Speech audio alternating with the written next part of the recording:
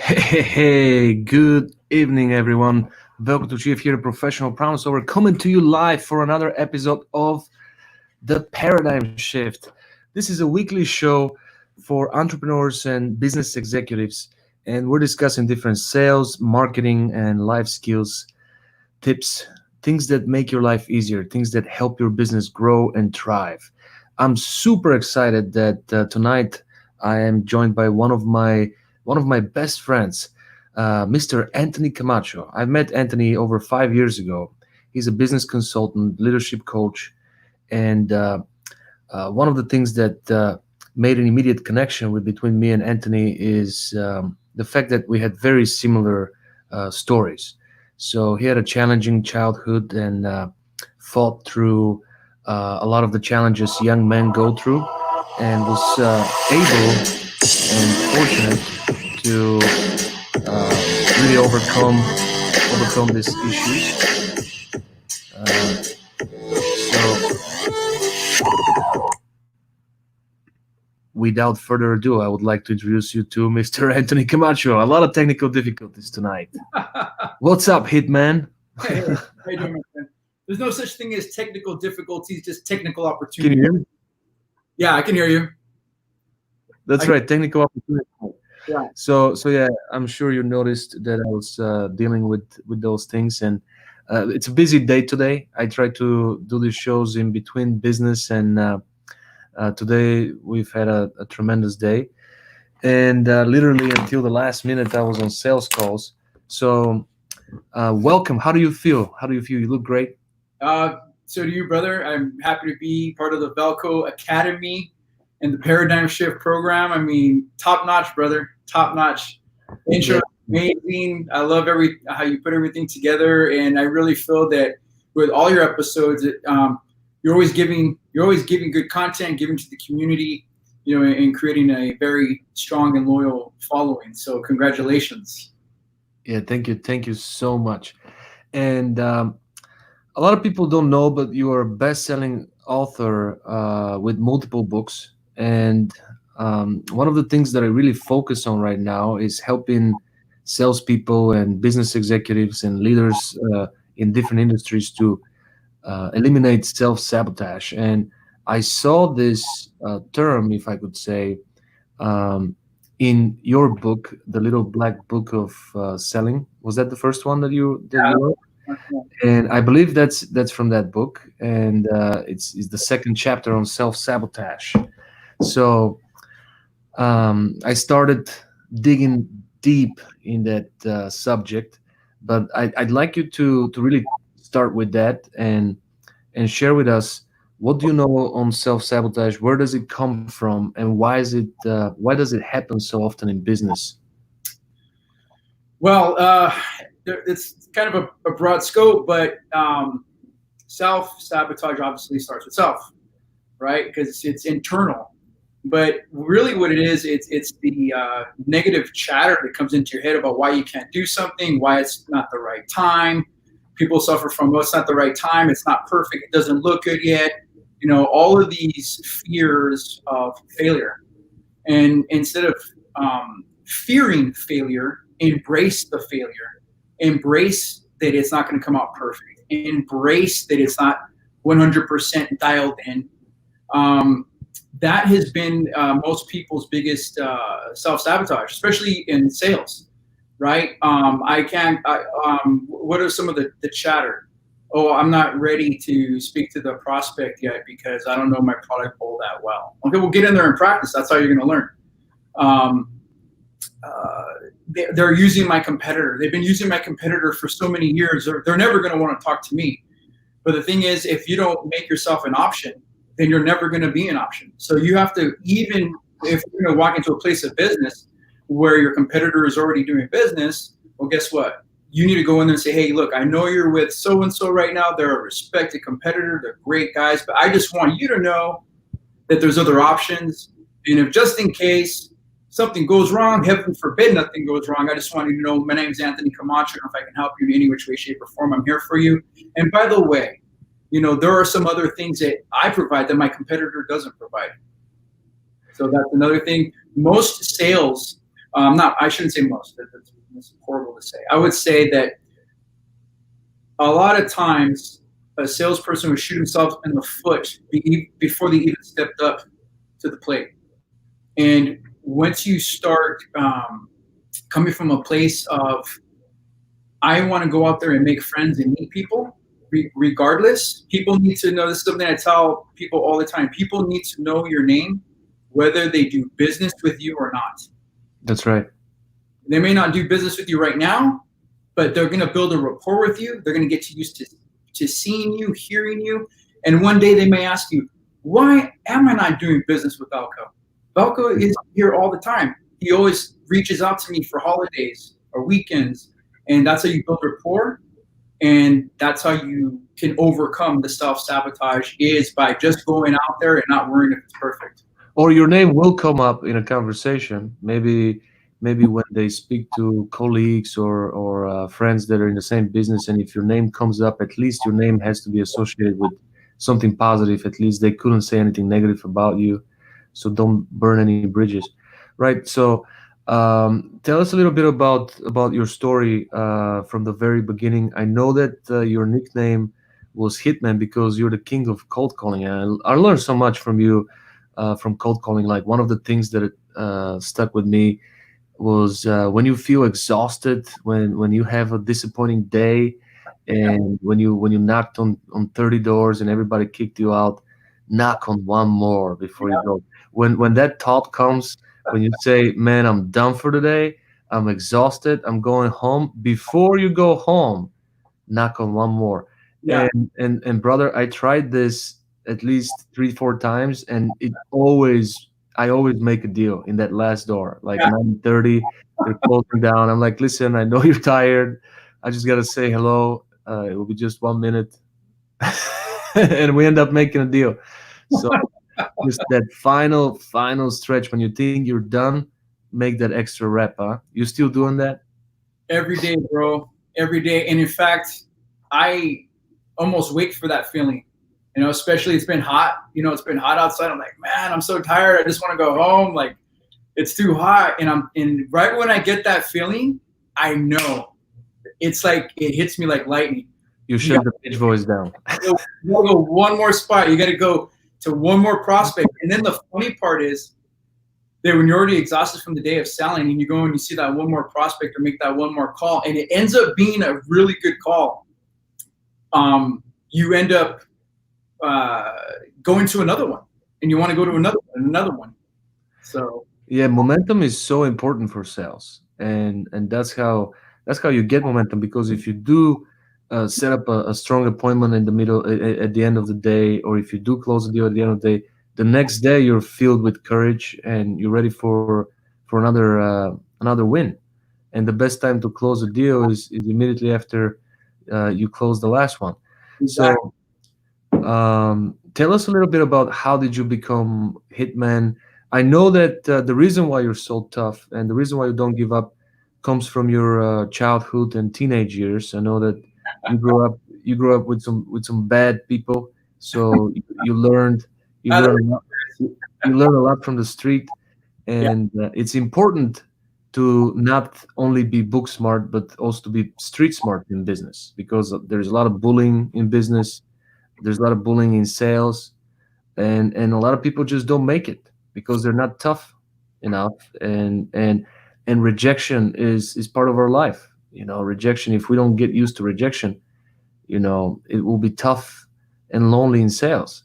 So tell us a little bit about Camacho and Hitman, and your story on how did you get into sales, and um, how did the teenage life affected your sales career? Okay.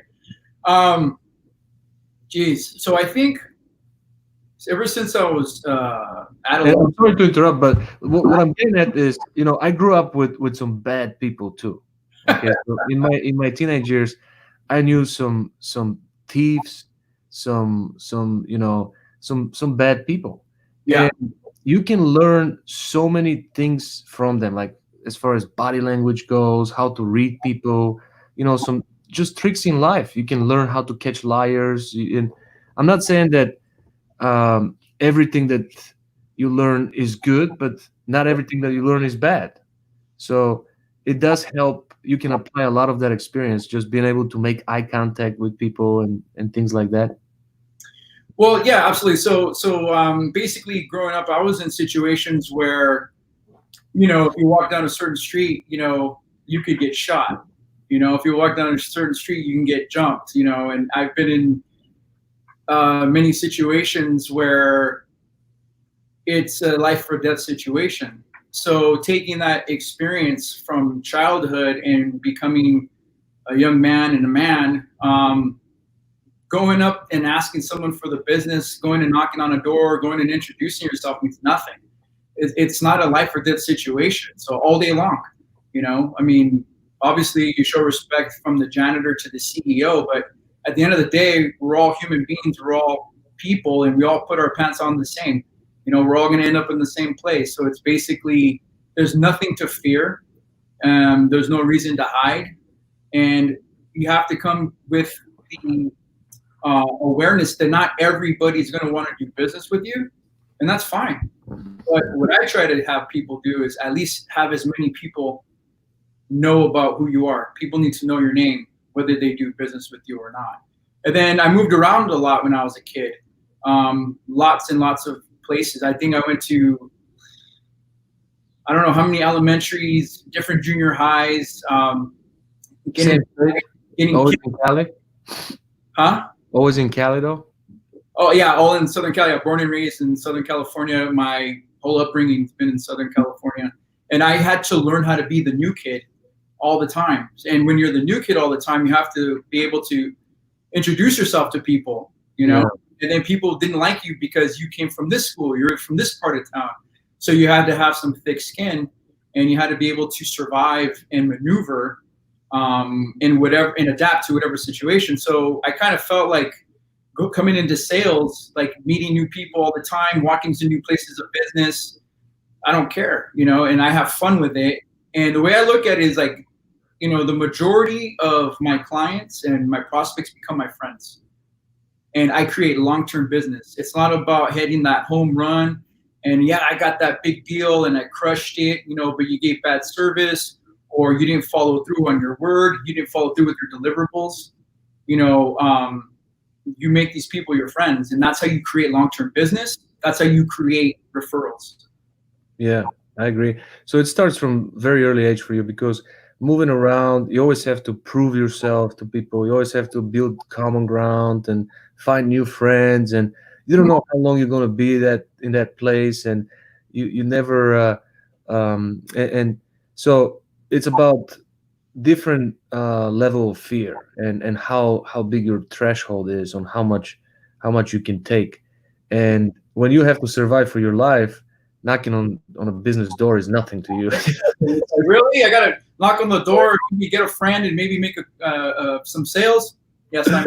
Yeah, so everything is about expectation and intention, right? So Mhm. your level of fear is a lot lower comparing to salespeople who grew up in normal environment, and they're mostly afraid of rejection, uh, which is totally different than being afraid of your life, losing your life. The other thing is too, when I used to be a sales manager and I would hire salespeople to come and work, for me, I asked them if they ever done any physical labor.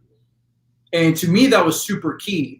Before I got into sales, I worked construction, and I did a couple physically hard laborers jobs. Hmm. And and I also asked if they've ever done door to door selling, like to homes, because that's also, you have to have some very thick skin.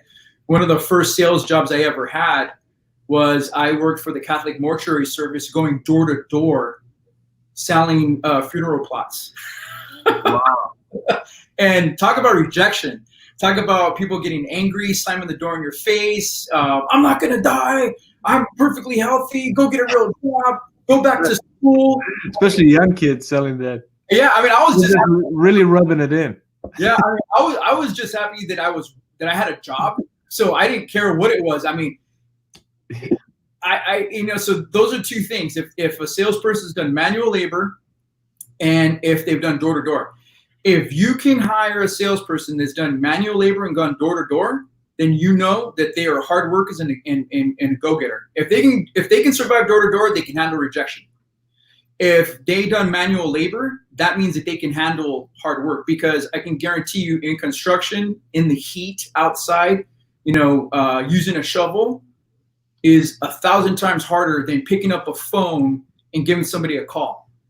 Yeah, So so they immediately compare it to their previous gig, and they're like, I would rather do this, no matter what, no matter how hard this is, I'm gonna learn it. exactly, and then they're also going to see the difference, the paradigm shift between being an hourly employee and being a commissioned employee. So you're doing your manual labor, whether it's construction or whatever it is, and you get this flat dollar amount. And the only way you get more money is if you work overtime, and that's like ridiculous.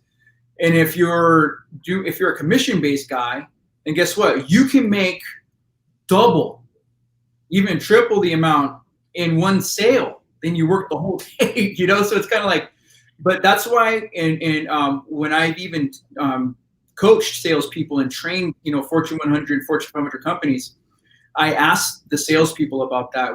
Tell me a little bit more about your background. Where have you been? What you've done? Because I can tell right away, what type of skin in the game they have based upon their background work ethic. And I tell all when I work with CEOs, when I work with sales managers, I always drop in that nugget: is make sure that they've done some manual labor in the past. Make sure they've done some door to door. Either one is good, but if they've done both, that's a plus. Oh yeah. That's where I come from. That's the hard days, man, knocking on the doors in the heat, rejection, and then working, in construction, But that was like 18 years old. I remember my first sales gig. I was 20 years old, and I started working. I started doing sales for Pepsi Cola, and it was the greatest thing in the whole wide world, because I didn't have to go, do construction. I was actually talking to people and smiling. Hey, do you want to buy some soda? You always come from a position of gratitude, and everything that you describe him as far as job, you feel like you were always blessed to be there, to be in that position. So where does that come from? Because you had to be raised that way. I mean, you had to learn gratitude at early age, because that's the hardest thing for people to learn. I deal with so many people that I help them eliminate their fear, eliminate self-sabotage, eliminate depression and anxiety. And I work with adults who literally tell me, Velko, I have problems feeling grateful. And I'm like, what are you talking about? Like, there's a million things you could be grateful for right now. And they can't come up with 10 things. Like, they have hard time writing 10 things down. So, and you end up just when you go back and you're like, man, I was just happy to have a job. I was just this was the greatest job in the world. And where is that?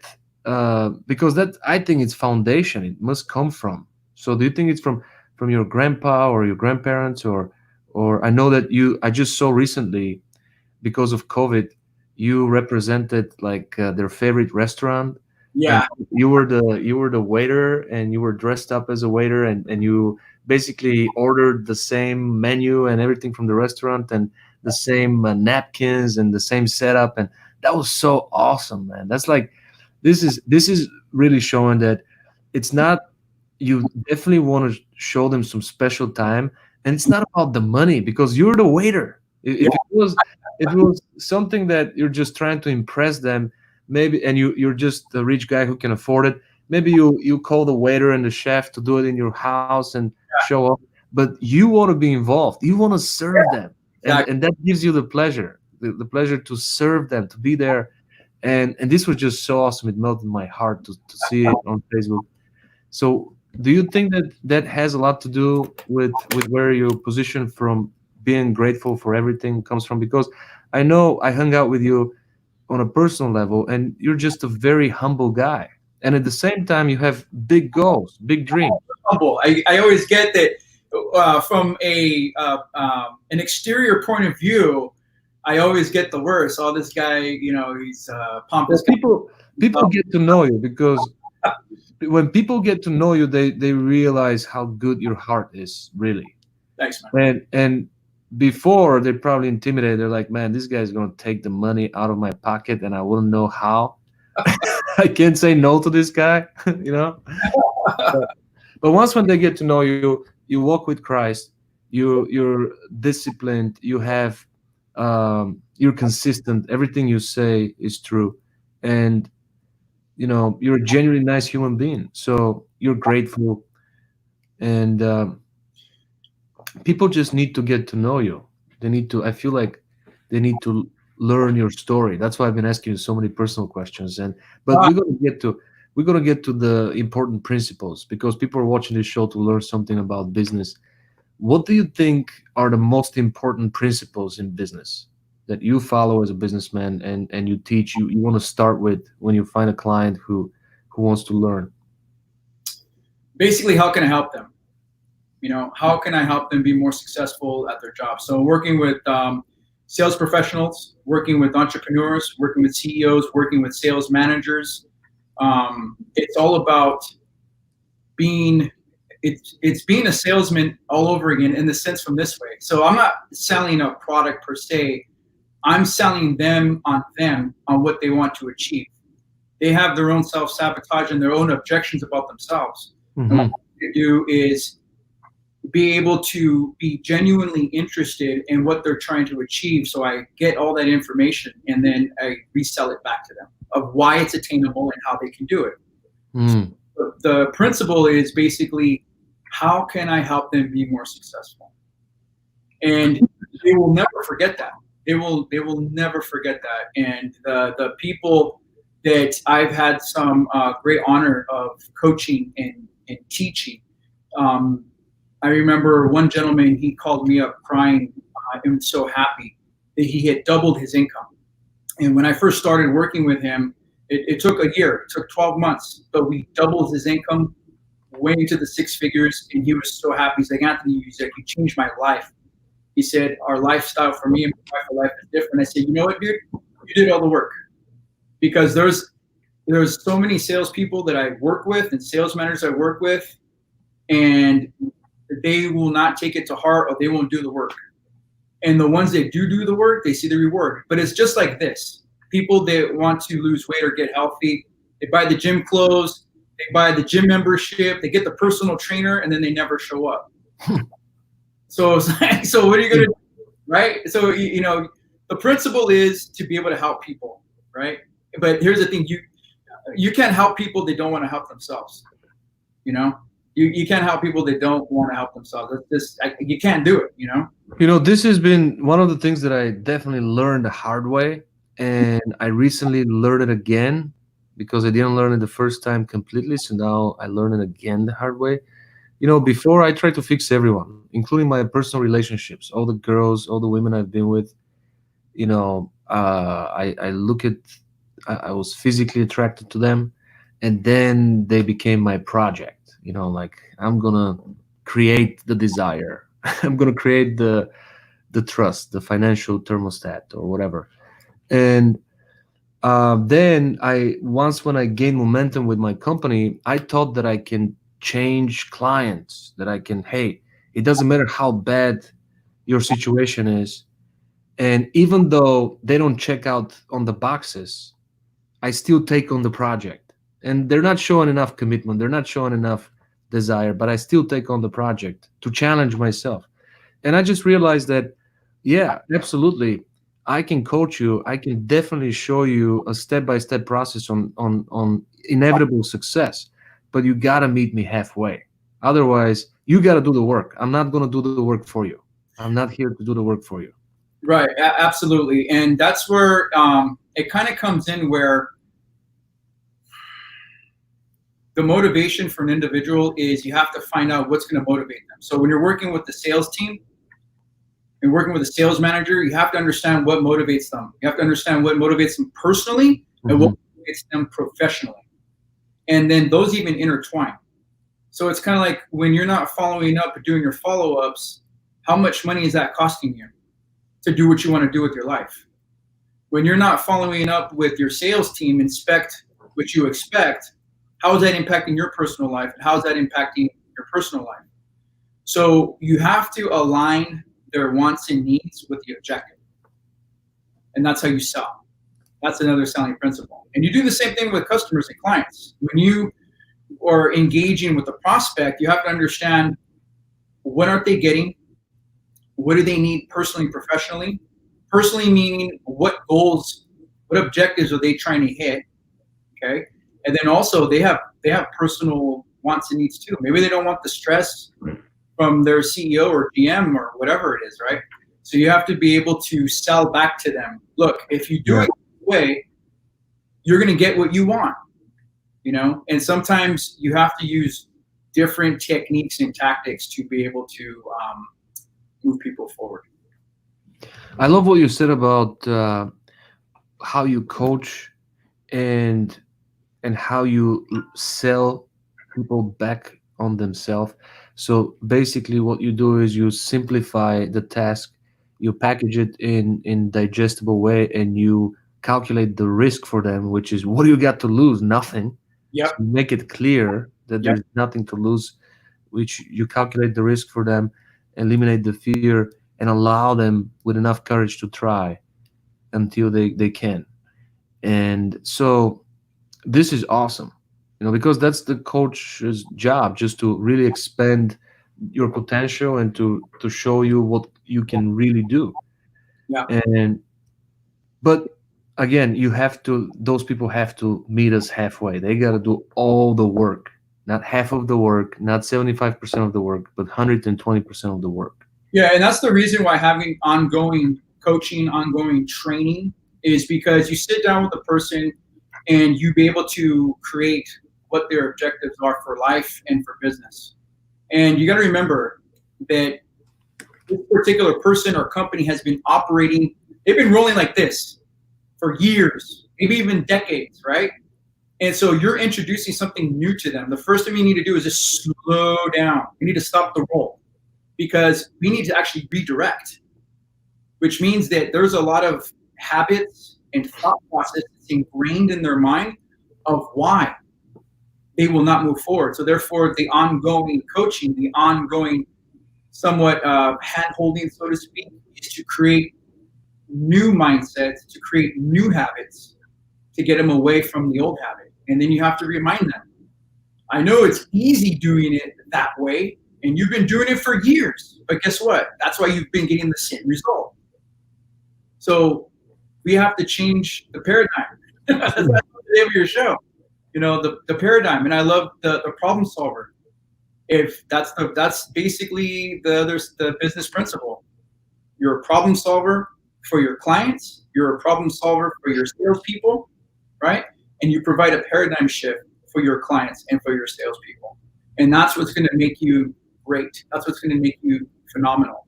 Is because if you learn how to do that for your customers and for your sales team, you're going to be phenomenal. And that's basically the tools that I've been able to learn over the 20 years I've been doing this, and implementing that with my clients, and the ones that take it to heart and they run with it, they're successful. One of the things that you do that I absolutely love, and I've been a guest to one of your closed workshops. You work with high level executives, and they pay a very expensive ticket to meet with you for a weekend and sometimes for 5 days in Vegas in a very nice villa. And can you tell us a little bit more about it? What type of experience can executive expect to finish one of your 5 or 7 day challenges? Well, first of all, I do on-site training as well, but this is what I found to be the most effective. Is that, say you're working at a Vegas does something to people. well, really what it is I want to just get them out of their environment, because if they're at their office, if they're at their dealer, if they're with, in real estate or whatever, insurance agents, or their place of business, they cannot detach and focus on what I want, the content I want to deliver, and they will be distracted. So my thing is, it's kind of like a retreat. I get them out of their norm. I get them out of their normal environment, and I put them in. Very important for me. The majority of my venues have been very top notch, very classy, because I want to provide my customers with the very best. So I've had my seminars done at Pelican Hill, Newport Beach, the Wynn in Las Vegas, the Langham Motel in Pasadena. And the reason is I want to bring them ambiance, and I want them to feel relaxed, and I want to get the most optimal of their brain, right? And so when things are pleasing to the eye, pleasing to what you're hearing, and the senses are all pleasing, that gives a greater opportunity for them to learn. And so that's the whole point why I do that. The reason I also have them out there is because, again, I want the full attention, and then they're going to be able to walk away with a full business plan of what to execute. Short-term goals, long-term goals, over the 2 days. So it's not like you come to one of my seminars and you just hear me talk for 2 days and how wonderful I am. The 2 days is really all about them. It's coaching them, pulling out the best goals that they want, the best mindset that they want for themselves and for their sales teams. And then they have a booklet, a workbook that I created, that for 2 days, we put in all the information of what they want to achieve for themselves and for their team. They take that book, they take it back to their place of business, their dealership, or their insurance agent companies or real estate companies, and they implement it real time. And that's what I tell them. Like, what I'm going to give you, you're going to be able to implement real time. It's not going to be like, oh, yeah, that was a great seminar. Yeah, that made sense. It's like, nah, man, I want you to, it's my time too, I want you to go ahead and take this back and implement it. So that's what they could expect, is getting real life content that they can actually implement for themselves and for their team if they want to make a difference. And I always ask them, is like, what have you tried currently, and how has it changed? If it's still the same, give me a shot. What do you got to lose? And I even put this down too. I say, look, if you think this is a waste of your time, I will give you your money back. That's awesome. But if it wasn't a waste of time, then you pay me double. No, what I tell them is, then I'm going to come in and do in-house training and work with your guys for a quarter, because I do 90-day sales challenge. So I do quarterly challenges. So let me come in and work with your team for a quarter, just one quarter. And then more than likely they'll want to sign up for 2 quarters or 3 quarters, 6 months. There's different packages, but I like to come in increments. You come in, let's do the seminar, the sales leadership seminar, and then let me work with your team and you for 1 quarter to implement what we actually discovered for yourself, not for me, for you and your team. Yeah, the implementation is huge, because knowledge, number one, is worth nothing. Everybody knows what to do. Everybody knows how to handle objections, but if they don't, have you ever been in a sales class where you actually teach somebody a technique and they're executing the technique, then a customer walks in and you expect them to execute the technique and they go back to, how can I help you? They go back to like their own, and you're like, dude, we've been practicing this all day. A customer walked in and you went back to normal. So implementation, you gotta force it sometimes. You gotta, catch yourself, because we got blind spots. Somebody has to be there and be like, yo, you're not doing what we said we're gonna do. Yeah. It's kind of like when you go to the gym. Sometimes you need somebody to show you how to do the exercise properly, because you could be hurting your back, you could be hurting your body doing the exercise uh, not properly, and that could damage you in a long term. So that's how salespeople give up on techniques. They don't execute the technique properly. They have a bad experience with the customer, and they're like, "Ooh, I'll never try that. That did not work out." Or they're looking for reason to justify why it wouldn't work out. Like I was teaching people to get referrals, and I still am, and how to get 100 names and numbers from people's phone numbers. And most salespeople are just looking for reason to prove to me how it's not going to work. And and then I walk into a business. I'm a stranger. I go into a different state, and I'm like, I'm going to try it with your customer here, and I never sold your product. I don't know what type of customer service you offer, but I'm just going to demonstrate the way I do it, and I'll take referrals from your customer. And boom, I do it. Demonstration is the best way to convince. And now they surrender. But we practice. If you follow up with them 2 3 months, they don't do it anymore. So implementation is so huge. And to have somebody to enforce the culture, empower the culture, for long term, so it becomes a solid core value to use that technique, a solid principle, non-negotiable, a law. That takes years, right? And then the thing is too, when I typically work with an organization, I prefer and request that I work with the management team first, because that's so important, because an organization rise and falls based off their leadership, based off their management. So if a sales team really isn't doing all that well and their numbers aren't where they need to be, they're not hitting their goals or their objectives, it's kind of like, how's the leadership doing? How's the management doing? But that's how sports teams operate. They always look to the manager. Couple of losses, hey, get rid of the manager. We need a new manager. Yeah, because In business is not like that. In business, they get rid of the players. exactly. That's a case by case basis, right? Sometimes you need to get rid of a player, right? But you got to think about it. A business needs to consider how much money it costs to hire a new person, to look for a new person, to hire a new person, and even to fire a person. It costs a lot of money, right?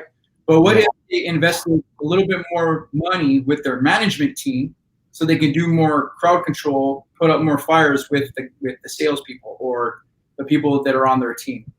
It's going to be way more cost effective to have a greater leadership and management team than to just burn all the salespeople, through the mill. Just constantly just push them through the meat grinder, so to speak. To grow your salespeople through a strong culture, just like some sports teams have a strong history of developing players. And some teams have a history of just buying the stars, attracting the stars. Yeah, and here's the thing: in a great sales organization, you want to attract superstars and you want to make superstars. So you want to attract superstars, you want to make superstars. So Yeah. basically, you have to be able to teach the management team how to do that. Give them skills on how to sell the objective. Yeah, because they have to do what you do on daily basis. They have to sell their salespeople on their goals, on their dreams, that it's possible, and to be able to package the idea in a simple way and to show them the calculated risk. What you got to lose. What do you got to lose, right? One of my favorite memories with you is when we actually first met in person in the Jersey Shore. You remember? Mm-hmm. And we responded to a challenge from a friend of ours who challenged us to go to actually train salespeople at a dealership in live This was like the biggest sale of their year. You Yeah, remember? yeah, I remember, and I'll never forget that because I, I've been around, man, hundreds of dealerships and hundreds of salespeople and closers, and I got to witness firsthand. I got to witness you sit down with a live, real customer, desk the deal, and I was like, wow, like that was one of the best freaking deals desk I've ever seen. It wasn't manipulative. I didn't. There was no like playing with the game of the numbers. You just constantly circled back every objection. Every objection you just circle back. If you did it professionally, it was calmly. I mean, you actually like coached them through the sale, and I think that's one of the greatest things is that I believe you have mastered is to be able to be a coach. So you're a sales coach, but listen to the word. You coach people to buy. Yes, exactly. So you have a I, sales. I I practice educational selling, and thanks for your kind words, brother. But I practice educational selling. I'm telling you, it was so smooth. It was the best. I'm telling you, the best freaking close I've ever heard, bro. I was like, I did like 2 or 3 head takes. Wow, you brought him back. Wow, like you just you to flip the objection and so professionally, so calmly, so cool. I'm like, this dude is awesome. I mean, it's like no wonder that you're working with dealers and you're helping the people close deals and desk deals because you did it. I mean, it was flawless. It was like textbook, bro. I have a regret. I wish I was able to record what Man, you did you because should have recorded that. it was on point, bro. I remember this couple. That was a grumpy old man or something, or there was a cute couple. But anyways, thank you so much. And what I practice educational selling, and just like you, I try to build relationship. I build relationship every time. That's like a mandatory for me. I don't do business with people I don't laugh with and I don't feel close to. And I think that's the number one reason why people say I got to think about it, which is the number one objection for everyone. And Yeah, it's confusing salespeople, and it's bothering some salespeople for 20, 30, 40 years. yeah. And early on in my career, I was like, I don't ever want to hear that ever again. So I got to be proactive in my approach to eliminate every single objection, or if there is an objection that will come up at any point, I got to be able to overcome and diffuse that objection. And I literally got obsessed with eliminating all the objections in any process.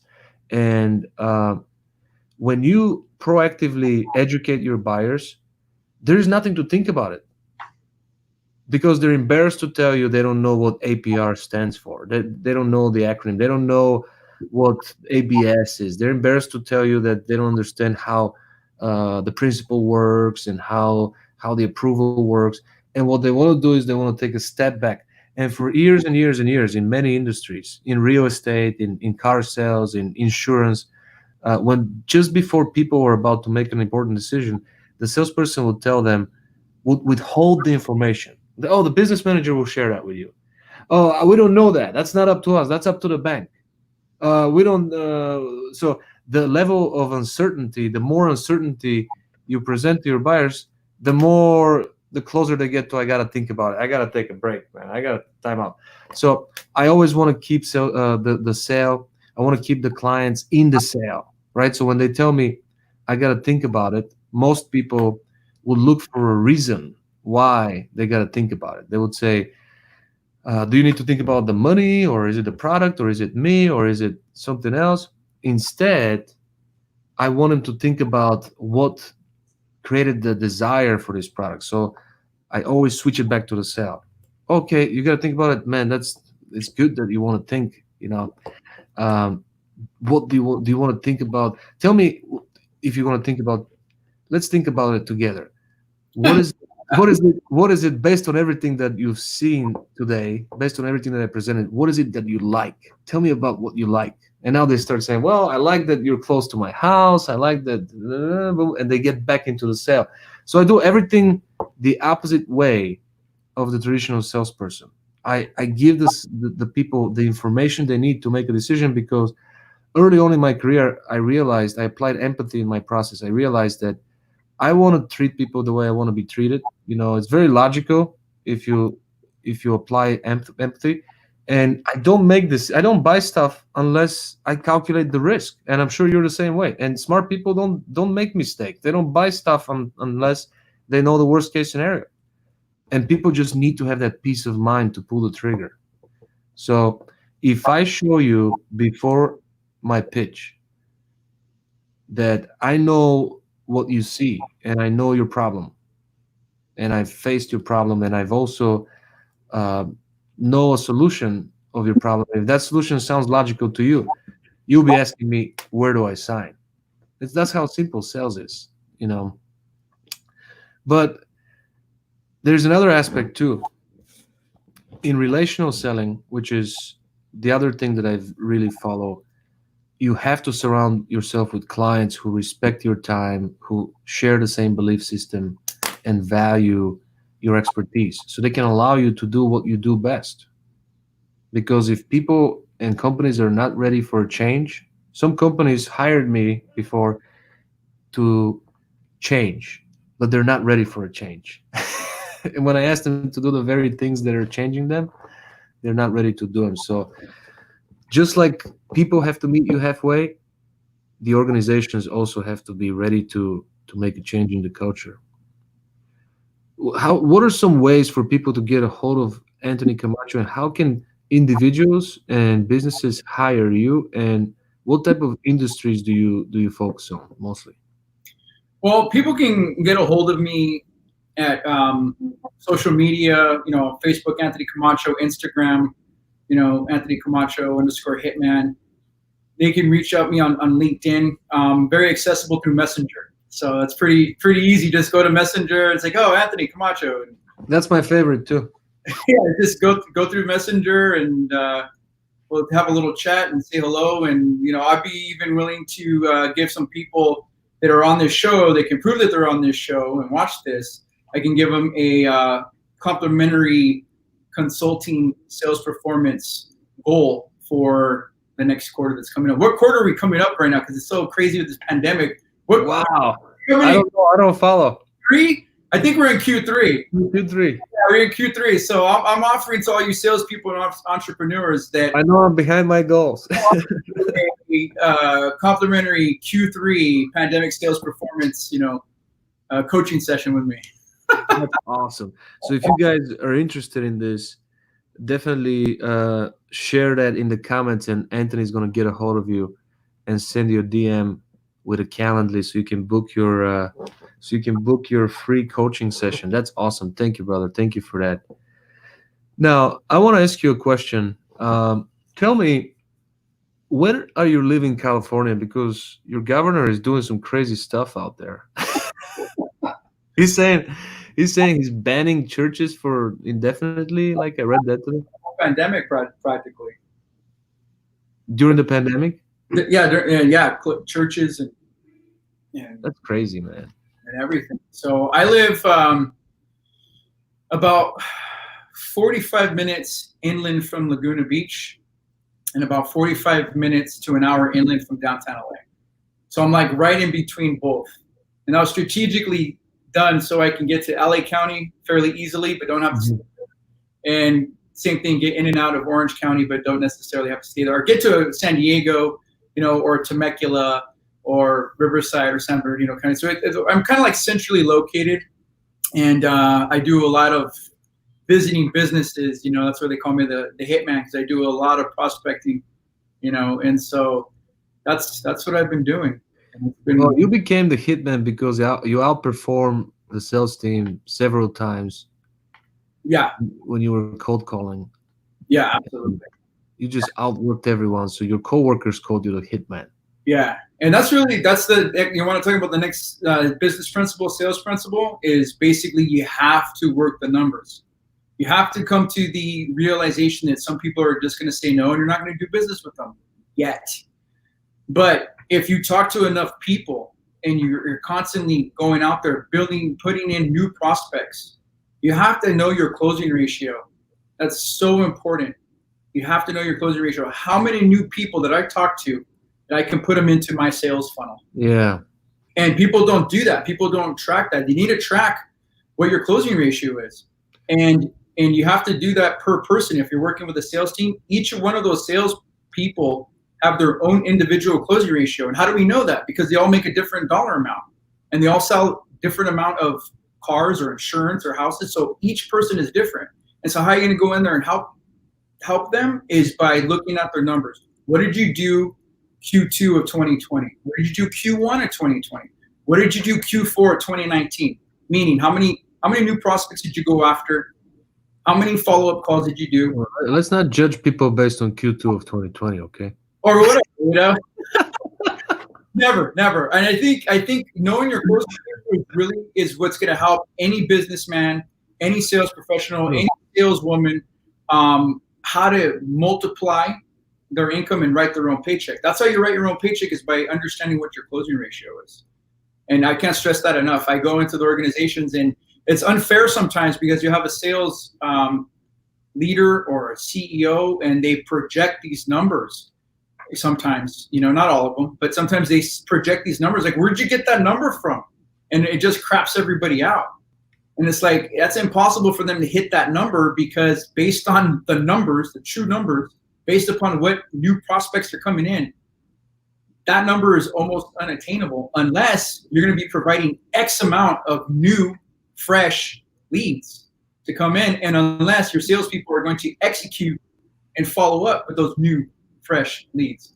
So you have to really take those things into consideration. The closing ratio is huge for a business principle. Huge. Can't stress enough. Everything you track grows. Yeah. Another thing I learned from you, your favorite saying was, everything that doesn't grow dies. Yeah. Everything you track grows. Yeah, we need to continue to grow because whatever doesn't grow dies. That's why, the first thing I do every morning is I look at my bank account because I want it to grow. What you need to do is look at the things that are going to make your bank account grow. Literally in my journal, the first thing I write down is how much money, what's the number there? Yeah. But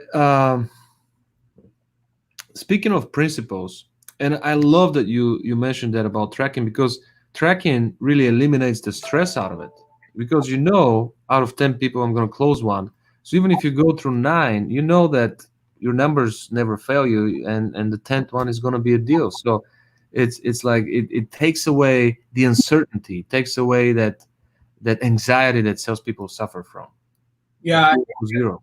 No, absolutely. The other thing is too, I believe that, whatever business that you're working in, whether it's real estate, whether it's insurance, whether it's cars, I believe that the organization should provide a certain amount of leads.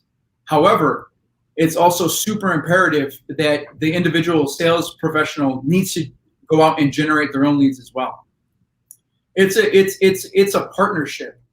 It really is a partnership. The organization needs to provide opportunity to get new leads, and then the individual needs to go out and get their own leads.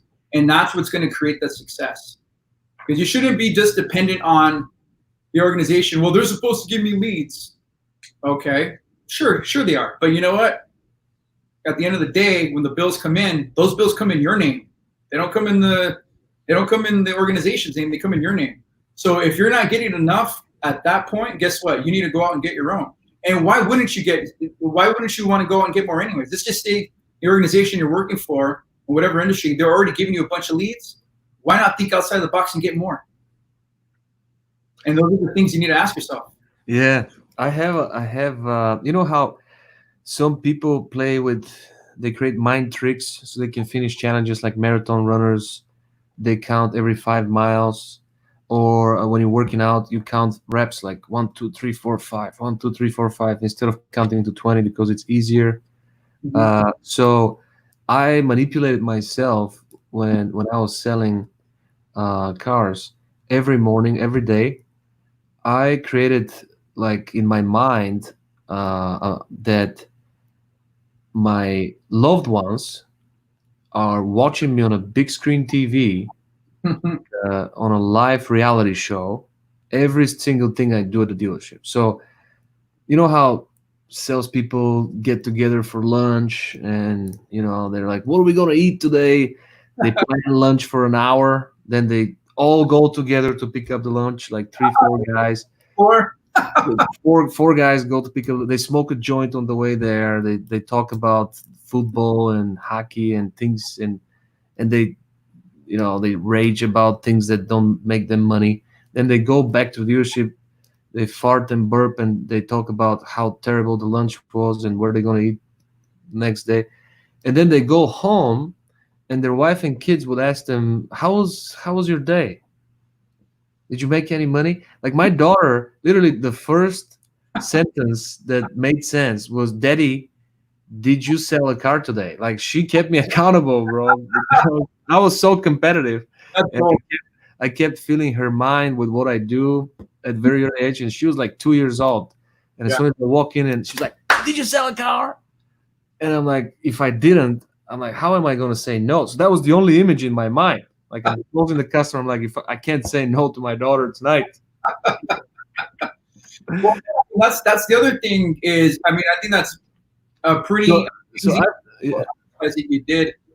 I felt if they're watching me on TV, Yeah, that I'm like, yeah, I'm hanging out with the boys, talking about shit, and I'm not taking responsibility as a man, you know.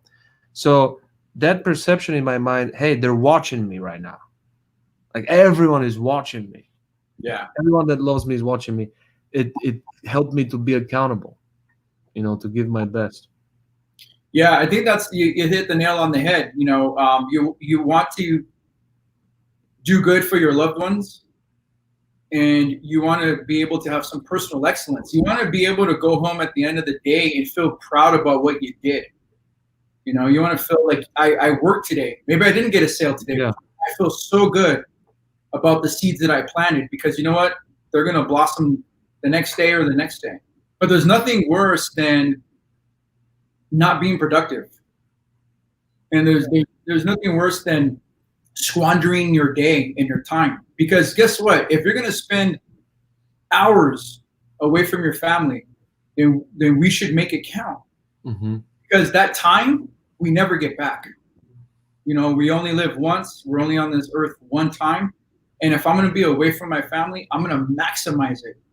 Because if I'm going to be away from my family, I'm going to do everything in my power, the right way, to create sales and provide a lifestyle. That way I can bless them when they get home. So that's something that is also part of the interview process with salespeople. I ask them about, how do you feel about personal excellence? And I can gauge them where their head is at. How do you feel about, providing for your family? Or do you have a family? Are you still at mom and dad's house? Or whatever the situation is, and you can kind of get a gauge. And that's why it's so important when you're working with salespeople and even sales managers is where is their head at mentally, emotionally? What are their goals? What are their setbacks? What are their pains? What are their gains?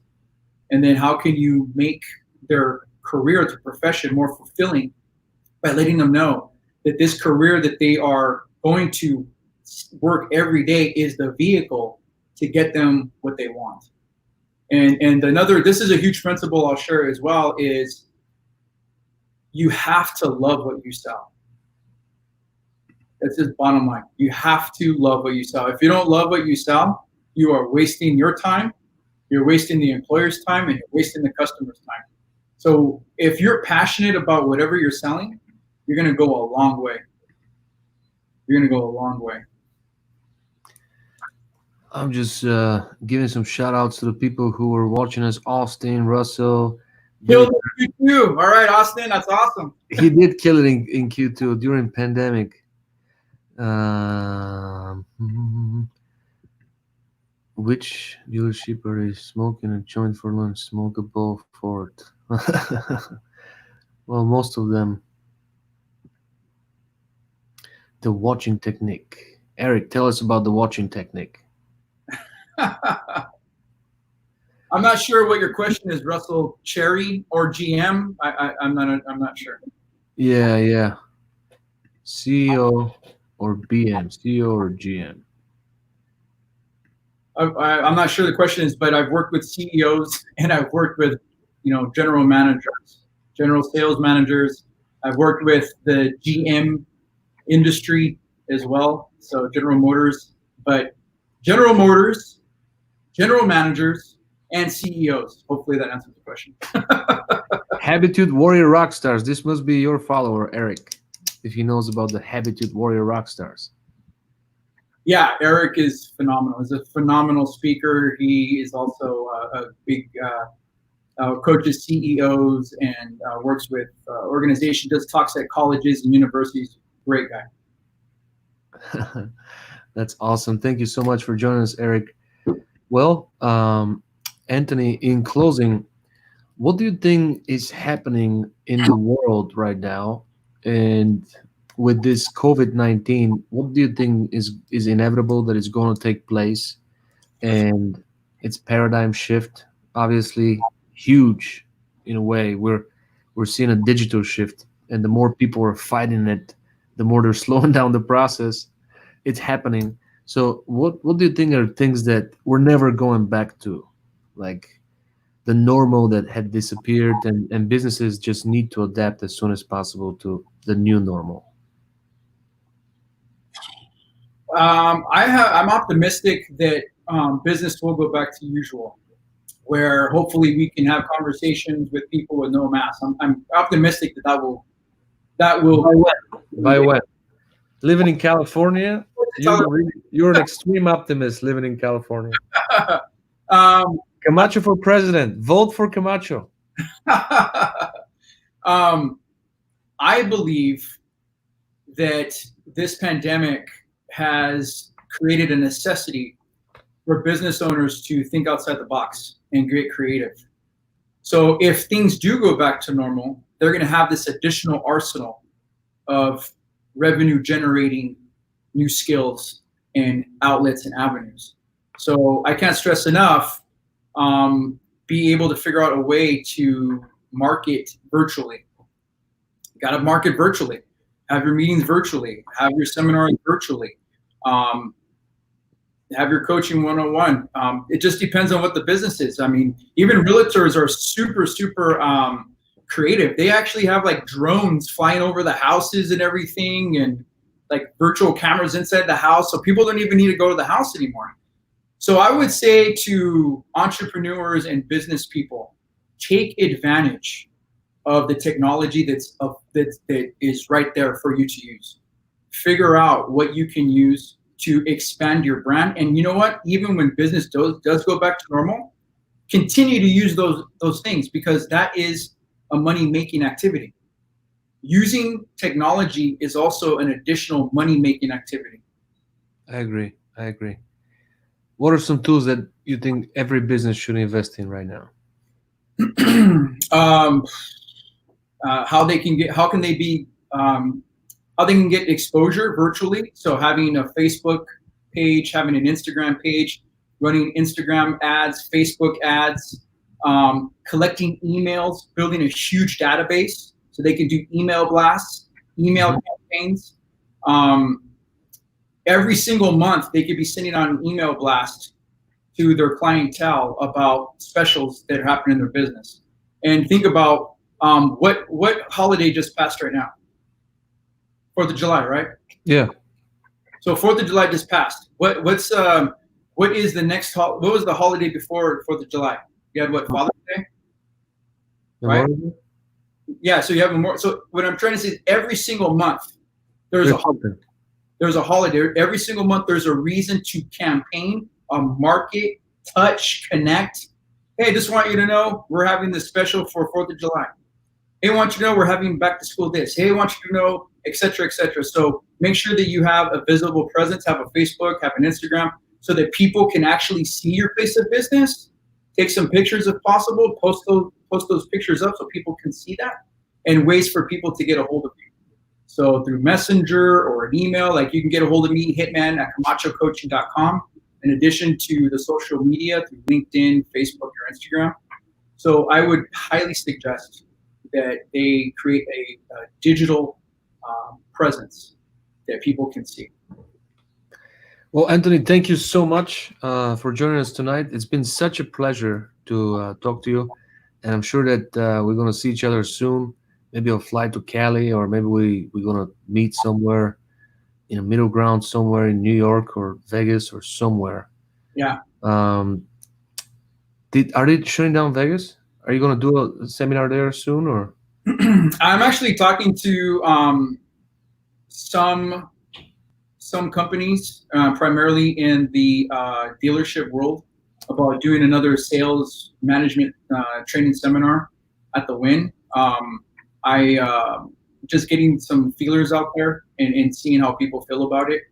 And so, yeah, I'd like to have it back at the Win in Las Vegas, but I also would like to have it back at Pelican Hill, Newport Beach as well. So, I mean, it's really, and then what people need to also do, humbly, another humble suggestion, is don't be afraid to get on your social media and ask a question to what the masses want, or go to your niche market and ask them what they're looking for, what their pain point is.